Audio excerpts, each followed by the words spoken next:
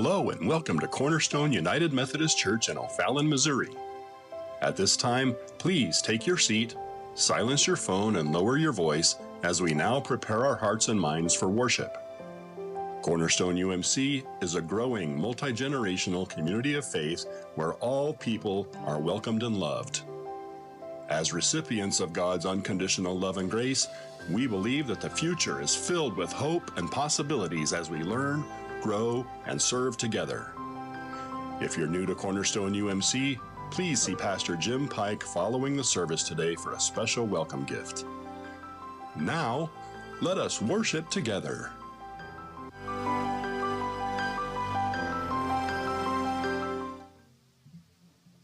Good morning, everyone. Welcome to Cornerstone United Methodist Church. If you're joining us online, we welcome you there as well. Say hello in the comments, or you can go to our website and fill out a digital Connect card so that we know that you're joining us today.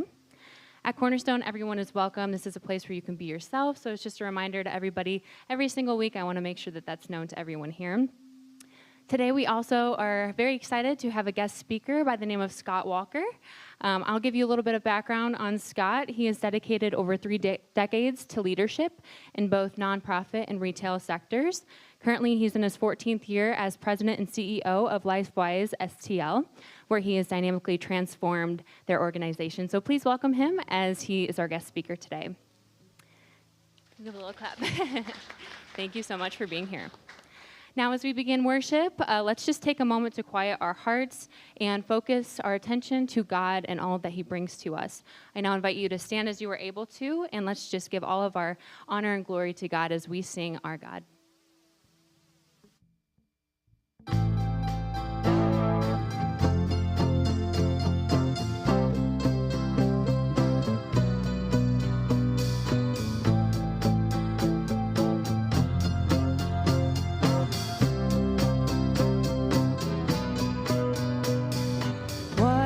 Turn into wine, open the eyes of the blind. There's no one like you, none like you. Into the darkness you shine, out of the ashes we rise. There's no one like you.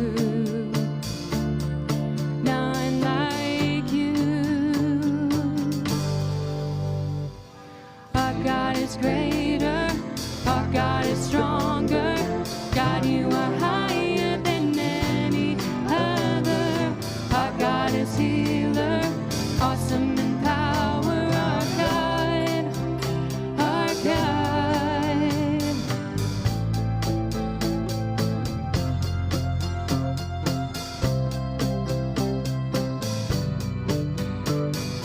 Water you turn into wine. Open the eyes of the blind. There's no one like you, none like you. Into the darkness you shine, out of the ashes we rise. There's no one like you, none like you. Our God is greater, our God is stronger. God, you are higher than any other. Our God is healer, awesome in power. Our God, our God. And if our God is for us, then who could ever stop us? And if our God is with us, then what could stand against? And if our God is for us, then who could ever stop us? And if our God is with us, then what could stand against? And if our God is for us, then who could ever stop us? And if our God is with us, then what could stand against? And if our God is for us, then who could ever stop us? And if our God is with us, then what could stand against?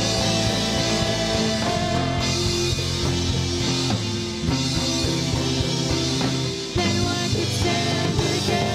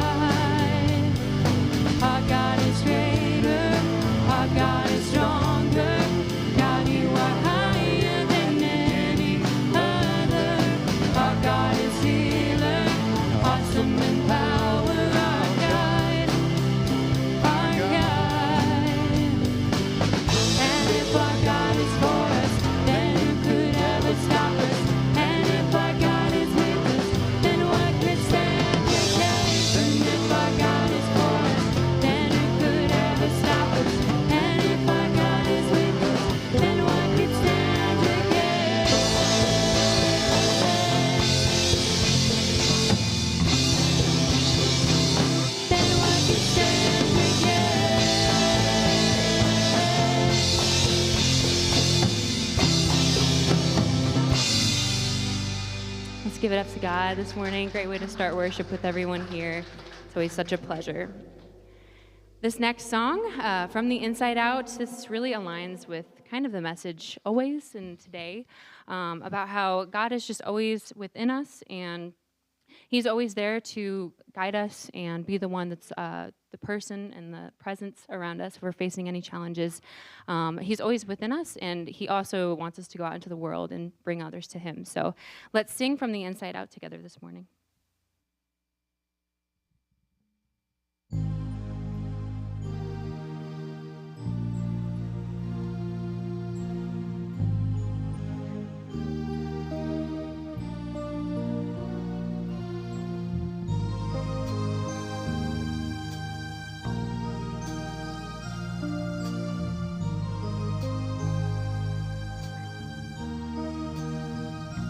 Thousand times I failed, your mercy remains. And should I stumble again, still I'm caught in your grace.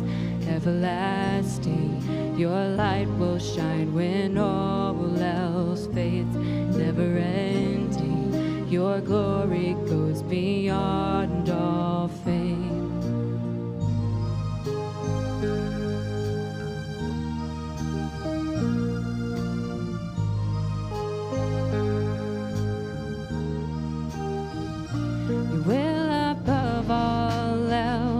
My purpose remains, the art of losing myself and bringing you praise. Everlasting, your light will shine when all else fades. Never ending, your glory goes beyond all fame. Yeah, my heart and my soul, I give you control. Consume me from the inside out, Lord. Let justice and praise become my embrace, to love you from the inside out.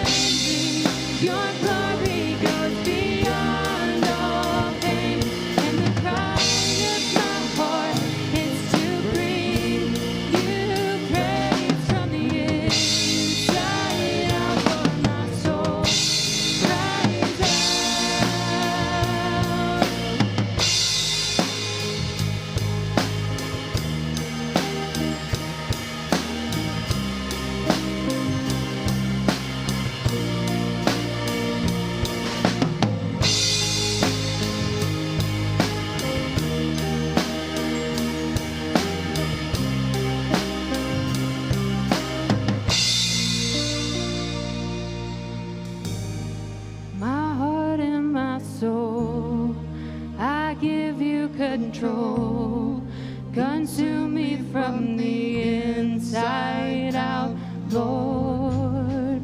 Let justice and praise become my embrace, to love you from the inside out. Everlasting, your light will shine when all else fades. Never ending, your glory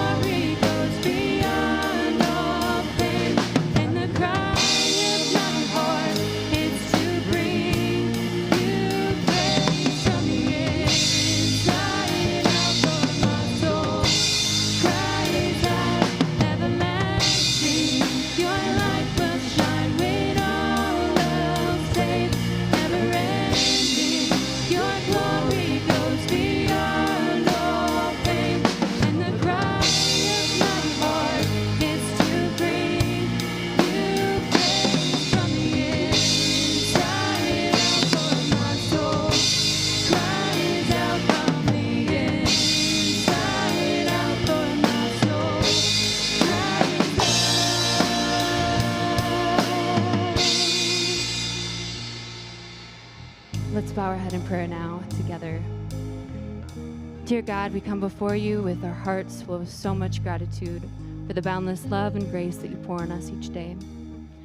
As we reflect on your message, we are reminded of the sacred responsibility to have and recognize the honor of your presence of Jesus in every person that we encounter. Empower us to live out this truth in our daily lives. Give us the eyes to see beyond the surface with our hearts full of compassion and hands ready to serve those in need.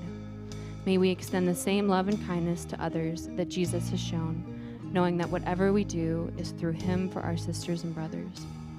Help us to build a world where your kingdom reigns over us, where love triumphs over hate, and where justice and mercy flow freely.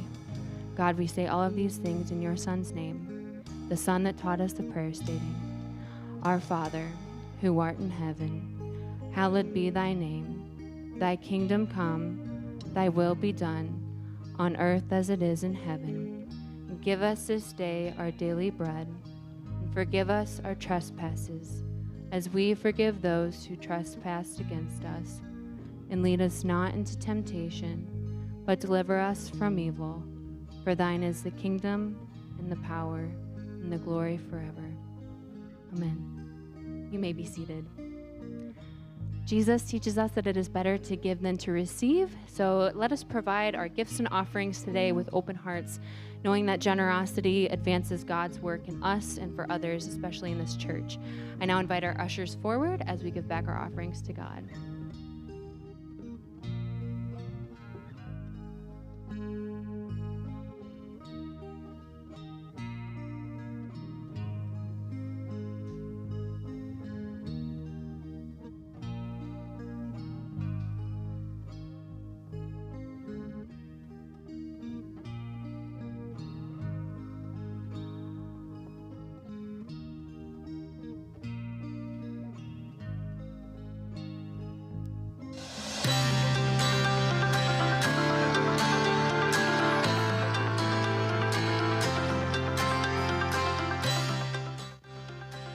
At Cornerstone United Methodist Church, we believe that being a follower of Jesus Christ is an opportunity to put our faith and love into action. Together, we strive to share God's unconditional love and grace with others through the spiritual practices of prayer, presence, gifts, service, and witness. Here are some upcoming opportunities for you to connect, grow, and help others through Cornerstone UMC. This year's Vacation Bible School theme is God's Big Backyard. During the mornings of July 8th through the 11th, VBS campers will explore how they can serve family, friends, neighbors, the community, and Jesus. One way for you to support this year's VBS is by telling your family, friends, neighbors, coworkers, and others about this exciting and affordable opportunity for children and grandchildren ages 4 through 5th grade. For more information and to register a child, visit csofallon.org/VBS. You can also pick up a promotional VBS flyer in the church lobby today to share with others. All are invited to join a fun night of baseball at CarShield Field to cheer on the O'Fallon Hoots while representing Cornerstone UMC. We encourage everyone to order their tickets down the first baseline so we can all be in the same area of the ballpark. You're also encouraged to wear any of your Cornerstone UMC apparel. Game time is 6:35 on Friday, June 28th. To order tickets directly, scan the QR code on the bulletin board outside the church office or on the website at csofallon.org/hoots. Group password is available at both locations.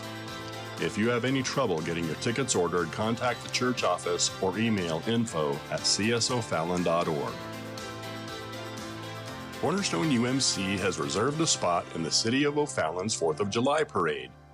Pastor Jim will be walking in the parade and invites you to join him this year. The parade will be a wonderful opportunity to let people in our community know about Cornerstone UMC. The 2-mile route starts at 9:30 a.m. and lasts about 2 hours. We already have a truck and trailer reserved.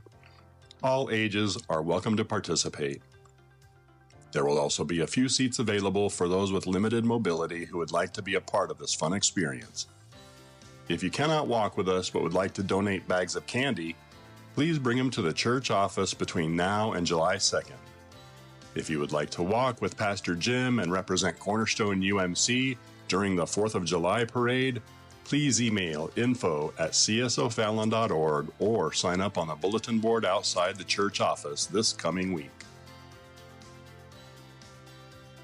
Bring your lawn chairs and enjoy a special community cookout on the lawn of Cornerstone UMC on Sunday, July 14th, starting at noon. This casual meal will include free hot dogs, beans, chips, beverages, and more.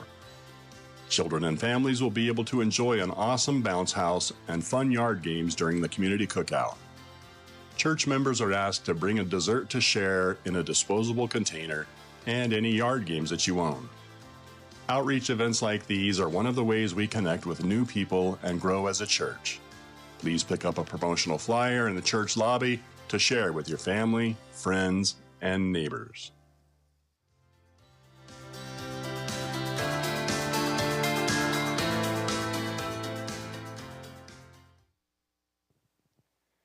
Today's scripture reading is from Matthew, chapter 25, verse 34 to 40. Then the king will say to those at his right hand, "Come, you who are blessed by my Father, inherit the kingdom prepared for you from the foundation of the world. For I was hungry, and you gave me food. I was thirsty, and you gave me something to drink. I was a stranger, and you welcomed me. I was naked, and you gave me clothing. I was sick, and you took care of me. I was in prison, and you visited me." Then the righteous will answer him, "Lord, when was it that we saw you hungry and gave you food, or thirsty and gave you something to drink?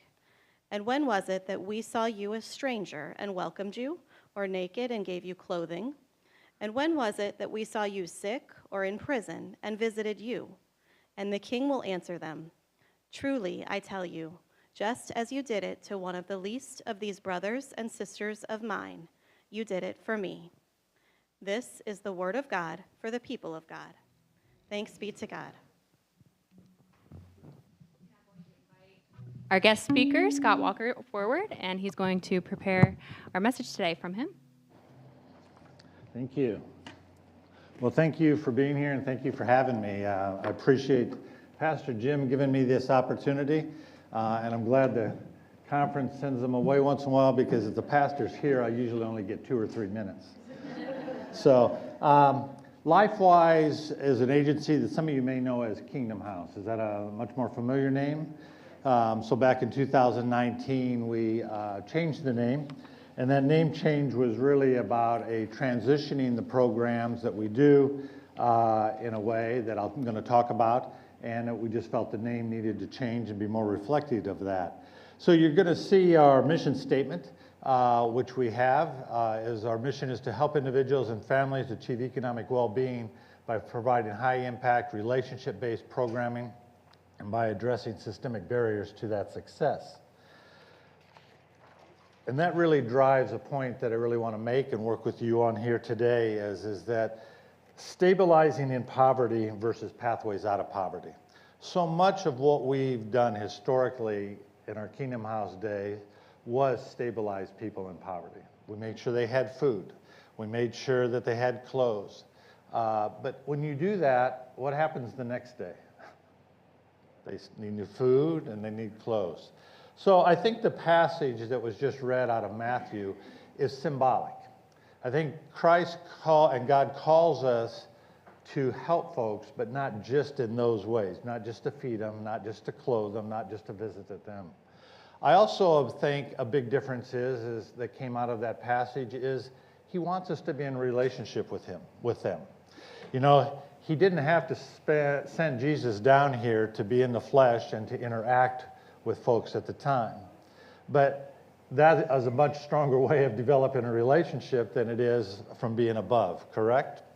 So we've really tried to adapt that in our programming as we go forward. The other thing that we'd like to drive and use for is 2 things that made this model. This passage that we just read, was one of the motivating factors.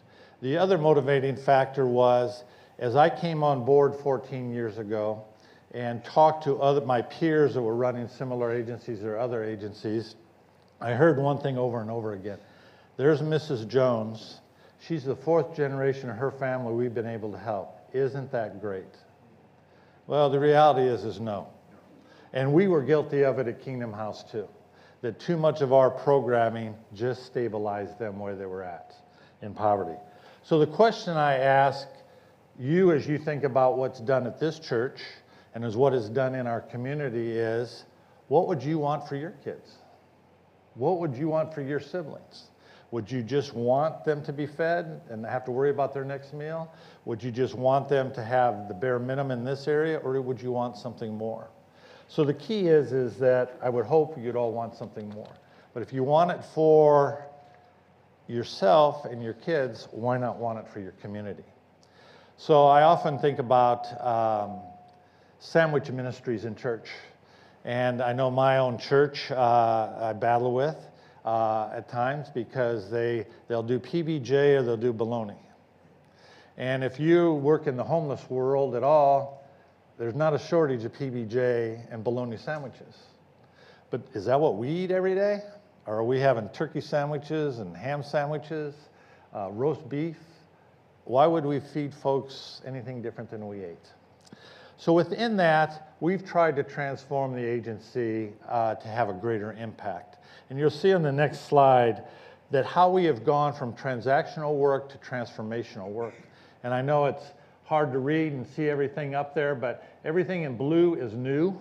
Everything in blue and yellow is something that was unique to us at the time that we started. And as you can see, you see a lot more than just a food pantry, and you see a lot more than just a bodega or a thrift shop. There's services across the board. Part of this transaction we did too, from transactions to transformation, is we had 2 social workers in the building. One did after school programming. One never really got to do social work. All she got to do is put out fires and crisis management.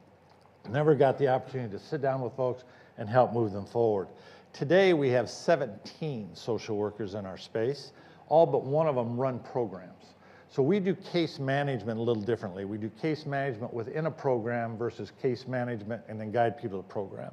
We do have one social worker that's a community liaison that she does the intake when folks come to us to determine what their needs are and how they need to be placed with us or with others. But all of this that you see up there moved from a transaction to a transformational way. And as I talk about this today, I want you to leave here thinking about how do we serve the community here at Cornerstone? How do, both as a church and as an individual, are we transactional or are we relational? Are we stabilizing or are we giving the opportunity to move forward? Are we doing for them what we would do for our own kids? When I came on board, we would have said we served about 11,000 individuals a year. I think it was somewhat exaggerated, partly because we didn't have software systems in place, because you know what, nonprofits can't be sophisticated in technology. That'd be wrong. And a lot of duplication of sign-in sheets, a lot of one-off events that didn't change anybody's life for past the 5 minutes of the event. Today, we serve 2,500 folks on a regular basis. I also think in the nonprofit world, when we try and help everybody, we help nobody. Because not everybody is ready to do the work it takes for the better life. And there's a lot of reasons that could justify that, but they're not. And as a result, by us always trying to help everybody and kind of not helping anybody, we never created success. We never saw that there was a possibility to be something more than I am and what I live and what's around me.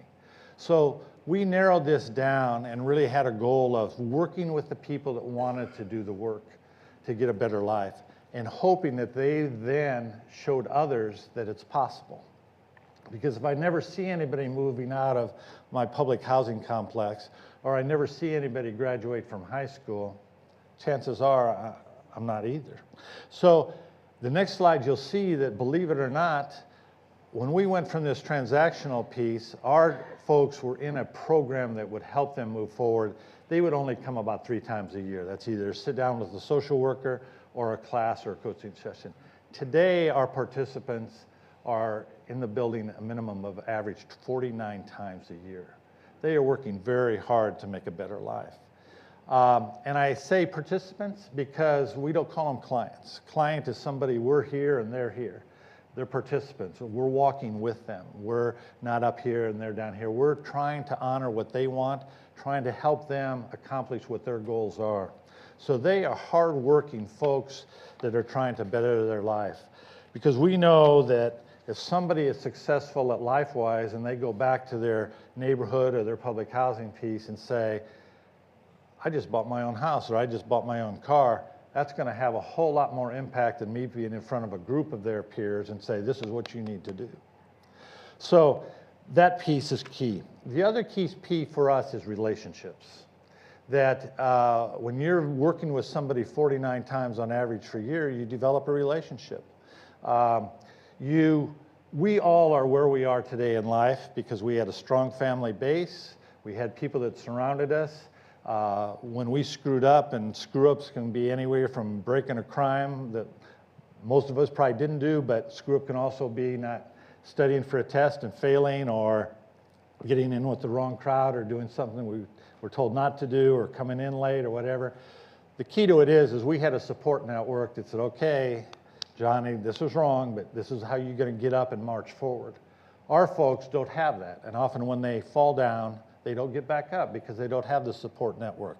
So our team works very hard on having relationships and being there for our folks because we're human beings. We're going to make mistakes. We're going to go down the wrong path, do the wrong thing based on what we do or don't know. So relationships are key. So I will also say again, as you think about the work you do here and the work you do personally, how can relationships be a bigger part of that? We are very holistic in what we do. We start with 6 weeks old in our early child center. We have 94 little ones in the building. We're fully licensed and accredited. I say that only for the two reasons. Number one, in the city of St. Louis, only 5% of early child care is licensed and accredited. So you have a lot of mom and pop shop, home daycare pieces, and I'm not saying they're all bad. I'm sure some are very good. But the reality of it is 85% of brain development happens by the age of 5. So it's a very critical time of foundation building. So to be able to give these little ones the strong foundation of a licensed accredited program is a foundation building forward. And while their little ones are in, our parents have to be working, going to school, or in a job training piece to better themselves and better their families. From there, we go on to our Young Scholars program, which is our after-school piece. We've always done after-school at some level. After-school and summer camp, which I'll talk about in a second here, we've transitioned for this reason, is too much after-school is a kind of babysitting until mom and dad get off and can pick the kid up. Because they've worked hard for 8 hours, they need to have some fun, they need to blow off steam. Well, in St. Louis Public, pre-COVID, only 33% of the kids read at grade level. Only 1 in 3 were reading at grade level. There's also a statistic that if you're not reading at grade level by the 3rd grade, you're 8 times more likely not to graduate from high school. That number made me nauseous when I learned it. Post-COVID, 18%. Only 18% of kids in the city read at grade level. So we converted our Young Scholar program and our summer camp over to what we call literacy focus. After school, they come in, they get a snack, they do their homework, then they go into a literacy program, they get supper, and they go home. Our summer camp was considered a fun camp with a goal of keeping kids off the street, keeping parents working. Today, you'll see it's called Freedom School. It's a national program that is about making reading fun. And if reading is fun, kids are going to do more of it. Our kids will also have what's called summer slide if they're not in a program like ours. They lose a month and a half to 3 months worth of learning every summer, and it's cumulative. Because they're not going on vacations, they're not going to the science museum, they're not reading books, they're not being exposed. So this Freedom School model that you'll see on the next slide, every morning they start off and they get read to by a volunteer, which I'll talk about in a little bit. And that volunteer will share why they like that book and why they like reading. They spend the morning then going into a 1 to 10 ratio, reading and working on their reading at their level. In the afternoon, they have activities that tie into the reading. Every Friday, we take them on a field trip, get them out of the community, get them exposed to things they probably haven't ever had an opportunity to do. But the goal is to stop what's called summer slide, that summer slide I talked about of a month and a half to 3 months worth of learning. And historically, we have 160 scholars in 6 different locations. 85% of those scholars will have no summer slide and up to a 9-month learning gain. The next piece of our programming is what we call LifeWise Academy. There is very little support, quite honestly, anywhere for high school kids. Even in the counties, there's not a whole lot of after-school programming for high schools. Number one, high school that's not very cool to have to go to an after-school program. But in the city, and these academic levels that are at, it's a must. So we started this program. We have 100 scholars, 25 at a degree level. They each have a full-time staff member that's geared toward helping them academically, helping them build life skills, helping them make a decision about what life is going to be like after school. Then we have an alumni advisor that works with them once they graduate. We have 100% graduation from this program when the city itself has about a 55% graduation rate. This alumni person follows them through whatever post-secondary, job vocation, community college, 4-year college that they decide to go to. Because we know if they graduate post-secondary, whatever their program is, chances are they're not going to need us. And if they don't need us, their kids won't need us. So that has been very, very huge. We have scholars going off to college, graduating, getting master's degree even, where before, excuse me, we'd send a scholar off to college and they'd probably be back at the first semester because they weren't prepared academically or life-wise. The other piece that makes us somewhat unique is that we're very holistic in how we work. We just don't work with youth. And the philosophy there is if we work with youth and send them home to an environment that it isn't supported or the parents weren't aware of all we taught, they're going to lose a high percentage of what we work with them on. So we work with adults. The one program that starts it off is emotional wellness. We call it emotional wellness because there's so much stigmatism to mental health. So we have 6 licensed certified therapists that work traditionally one-on-one with our participants, but we also do some unique things to get in the back door around mental health. We have a walking group in the Botanical Garden that has mental health curriculum built into it, painting classes, cooking classes, things like that to kind of backdoor people into it so they can get a better life and be in a better place without that stigmatism or be ready for a more direct piece. The next program is our economic wellness piece, which is our version of financial education. We obviously work on the basic pieces of budgeting and starting out, but the other thing we also are doing is we are building on a constant basis of credit ratings and lifetime achievement in the economic world. Our participants, because of choices they've made, have bad credit, or if they're new to this country, have never participated in this economy, have no credit. So we start out with some lending circles. 6 of us will come together, let's say, and put in $100 into the circle that month. One of us will take a loan from that circle of $600. Next month when I come back and give the $100 to the group, I'm paying the group back. And if I'm the last one to take it, I've been in a savings. We're members of the Credit Builders Alliance. We can report to the credit bureaus loan payments, which we do. Through this, somebody with no credit can come out with about a $650 in 9 months, and those with bad credit can get a 50 to a 75% bump during that time. And that's so important because the other piece of it is it's very expensive to be poor. So think about what I just said with that. It's very expensive to be poor. We as a society, thank you, right now are complaining about, 7-8% home mortgages, which historically isn't a terrible piece because we got spoiled by 0s and 1s and 2s. Our participants with poor credit for a car loan, 24%. Does anybody know what the payday lending percentage is in Missouri, which we have the distinction of being one of the worst? I think it's 400%. Very good. You're the closest that's ever come when I've asked that question. 465%.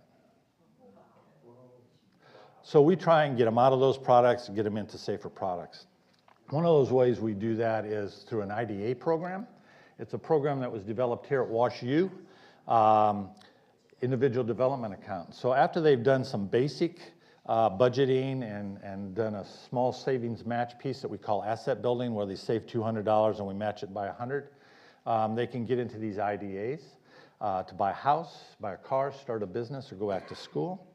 They have 24 months to save. They have to work with their coaches, and their coaches are social workers. We have 6 social workers who have got certified as certified financial social workers.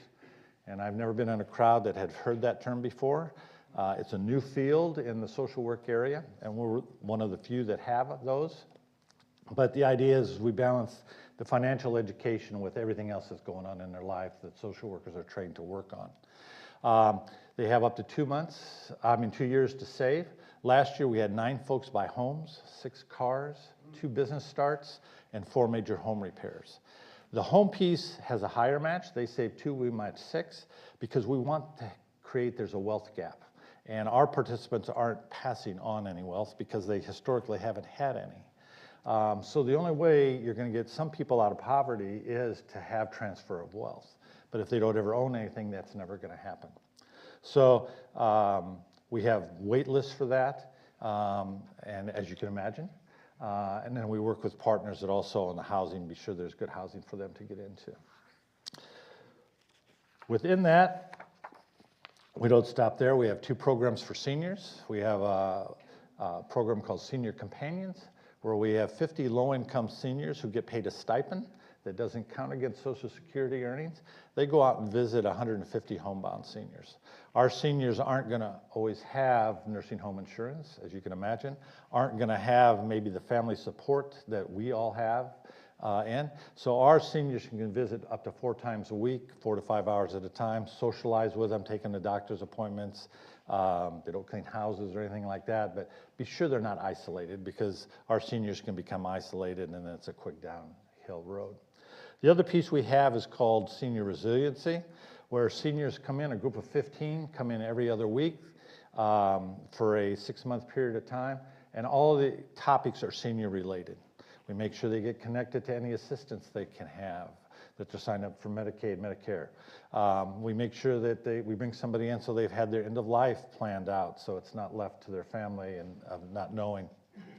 We have a financial literacy component around that, because of a lot of our seniors, 70 years old, 75 years old, have never been banked. And a lot of it is because of the Jim Crow laws, that they weren't allowed to. So we work on all seniors, insurances, health, eat better, socialization, anything that these folks, so they live out whatever life they have left in the best possible way. So we work very holistically in that way. The other thing we do, and do it a little differently, is in the community resource area, is we've always historically had a pantry. Several years ago, we converted our pantry over to a market. Our pantry was typical. Churches collected food, and we had volunteers hand it out. We switched it over to the market, and as the market is, we primarily get donations of dollars. We buy the food, and we try and buy healthier food. We still have canned, but most pantries, that's all you have, because it's the cheapest thing to buy. But we also know the salt content in canned.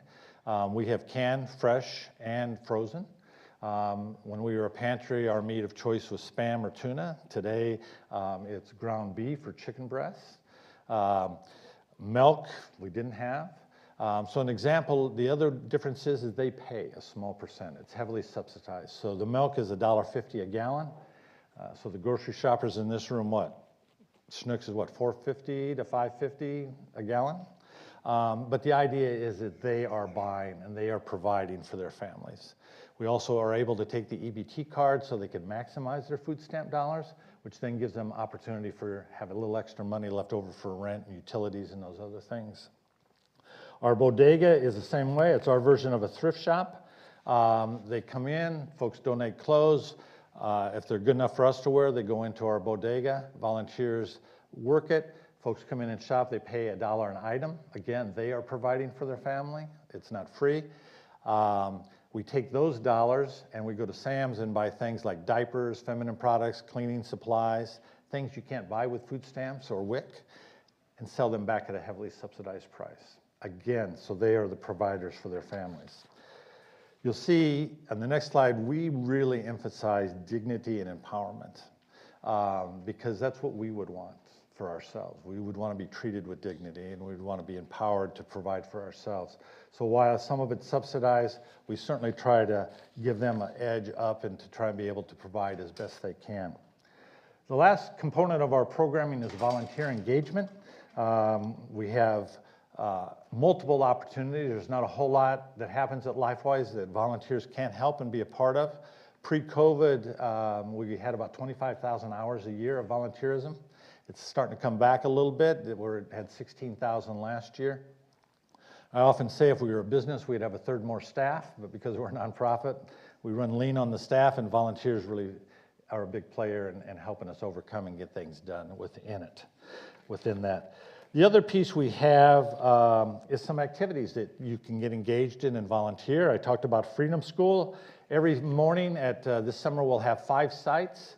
Those sites are open for 6 weeks, so we'll have 30 days in every site. So we're going to have 150 opportunities for somebody to come in and read to the young scholars. It's a nice 1-hour volunteer piece, in and out. You read your book or a book that we give you. Kids will ask you questions about the author, why you like that book, why you like to read. They're off to class and you're out the door and home again. We have a back to school event where our families, it isn't our back to school event and our holiday market I'll talk about aren't open to the general community. They are open to participants who have been actively engaged in our program for the last 18 months. They're working on making their lives better. So they're rewarded with a back to school event where they pay $5 again, so they become the provider. They get a pair of shoes, a backpack, and school supplies. Our holiday market, we set up a gym at a rec center around the corner from us. It's set up in a store format. It's got all brand new merchandise in it that we've collected and been donated over the year. Our family head of household, again, who's been actively engaged in programming for the last 18 months, can come in and shop and pick out what they want to buy for their family, and they pay a very small price for it. You know, stuff is $3 for $1, $5. If it's over $50 retail, it's $10. They usually averagely spend about $65 and walk out with a grocery cart full. They get wrapping paper, we'll wrap it for them so that it comes from them. It's not somebody adopting my family, knocking on the door. The kids know there's no Santa, that there's no parent providing for them. So again, a very dignified and empowering way. The other piece is called the Urban Forum, and this comes out of our volunteer department again. It's a program that we can immerse you in by our location, or we can come out here to Cornerstone and do some mobile versions of it. Our goal is to, and I'll use youth groups because we're here at church and we all have these stereotype minds of how we operate as churches. So the youth groups, they'll come down. Historically, they've been coming down to LifeWise Kingdom House for decades. They come down, they do 8 hours of work a day, because that's what you do on a mission trip, right? You do physical work. And then they would go stay at a nice church or school building somewhere in the county that was deemed safer. So we have this house right next door. It sleeps 24 folks. That's all it is bunk beds. They come in, they work 4 hours a day doing physical work. The other 4 hours they're doing what we call service learning. We do poverty simulation. SLU has got a version of Monopoly that's geared around poverty. We've had funding through the United Methodist Foundation to have some people develop some curriculum for us around the issues of poverty. Our goal is to educate so you come back to your home community and have a better understanding of what poverty is and more respect for what our folks deal with and the issues that they face. But we all think it's great for the youth that we should send it. The idea is that we all need it. And us as adults probably need it more than our kids. So we have, I said earlier, probably the oldest group we had, average 75 years of age. They came out of Pastor Diane's old church at Union. And if you talk to them, they were overwhelmed by what they learned, even at their age.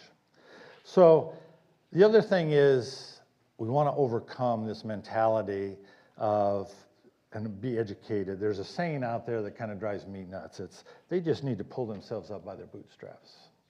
Well, first of all, there's no place to buy boots. I can't afford the boots. And boots aren't in style anymore either. And that comes out of folks that, if I made that statement, and we could all make that statement, is we probably could figure out how to get ourselves out of poverty. If today we went from this into a zone that we were in poverty, but we've had education, we've had success modeled around us, we've had life skills developed and shown to us, we've lived a life like that, that we probably could work ourselves out. But we need to realize that our families haven't had that exposure. They haven't had that piece model for them. They don't know what success looks like. They don't know what the opportunities are. So we really want to overcome that piece with it. So as I get ready to close, I want to just challenge you to think about how, again, here at Cornerstone, your volunteerism and your mission work can be more relational. Again, remember, God sent Jesus down here to be among us. He didn't dictate from above and not get his feet wet or not engaged. He had relationships with who he was working with all of us down here. The other piece is the relationship piece. We will get more out of it than we just write just a check and don't follow it, or if we make a donation, don't follow it. Get to know the people you serve. Get to know the people that your donations go to. I'm not saying don't do any transactional work. You know, collecting suckers and candy for a parade or collecting school supplies for a back-to-school event is important, but don't stop there. Develop a relationship with the recipients of those, because you're going to be a better person for it. You're going to have a better understanding, and we're going to be a better society around it all together. The last screen will give you an opportunity. I invite you down to LifeWise. Bring some friends. Come down and take a tour. Our Early Child Center cook is excellent. She's more like a chef than a cook. And she'll make us lunch. After the tour, we'll sit down and talk about what you saw. It'll get topped off with the dessert from one of our participants who went through our IDA program and started her own bakery business. And you'll love that. But you'll get to see hands-on that it's not such a tough place. I often will talk to a group and say, and I'll ask you, how many of you have been to a Cardinal game? Most everybody? We're just 2 blocks away. I take my grandkids down to LifeWise.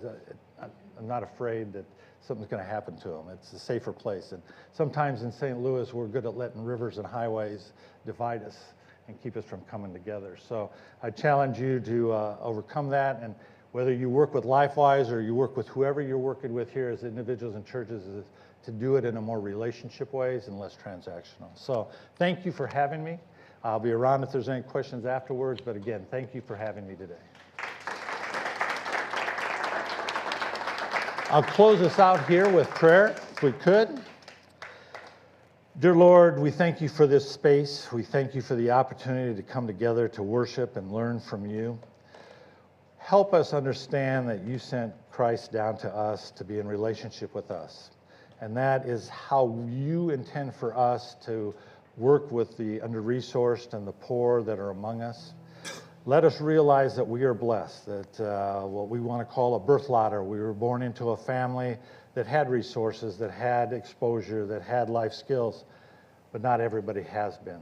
So that we need to share that knowledge through relationship ways, and that we will all be better as a community, and this is what you are calling us to do. You aren't calling us to stop at just feeding and clothing. You're calling on us to be in a transformational relationship with them, not transactional. In Jesus' name, amen. Thank you so much for being our guest today, Pat. Thank It's you. nice having you here. I invite you all to stand if you're able to now as we close out worship. This last song is called The Only Name Yours Will Be. Just a reminder that God's name is everything, and we have a purpose on this earth. It was kind of discussed here in this message today. So I just invite you to lift your voices as we close out worship.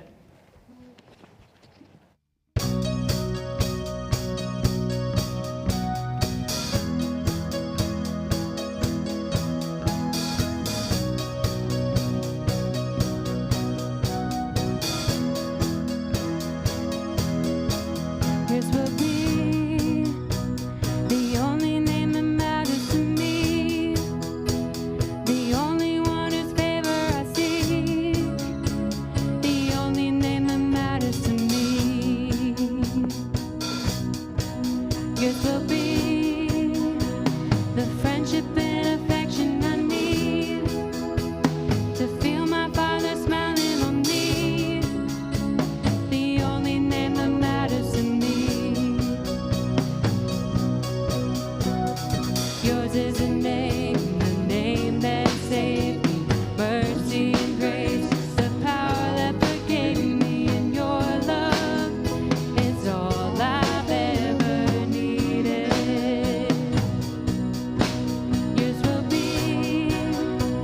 The only name that matters to me, the only one whose favor I seek, the only name that matters to me.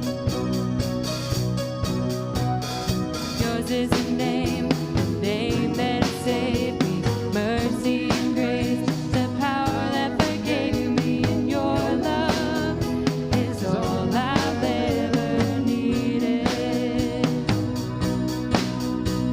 When I wake up in the land of glory, with the saints I will tell my story. There will be one name that I proclaim. When I wake up in the land of glory, with the saints I will tell my story. There will be one name that I proclaim.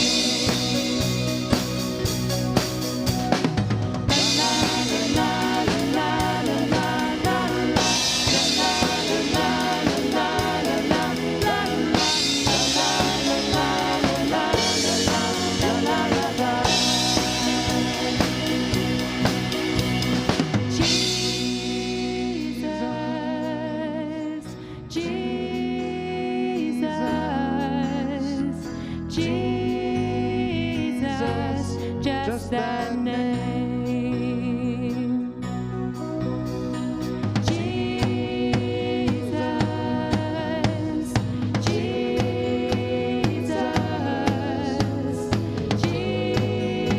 Jesus, just that name. When I wake up in the land of glory, with the saints I will tell my story. There will be one name that I proclaim. When I wake up in the land of glory, with the saints I will tell my story. There will be one name that I proclaim. La la la la la la la la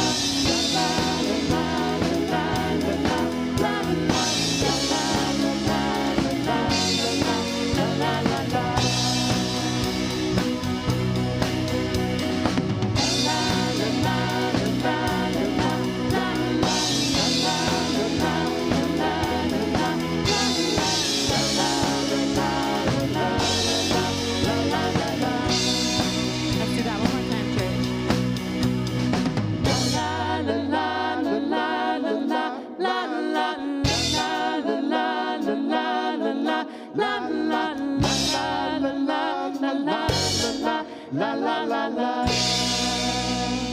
Let's give it up to Jesus one more time this morning.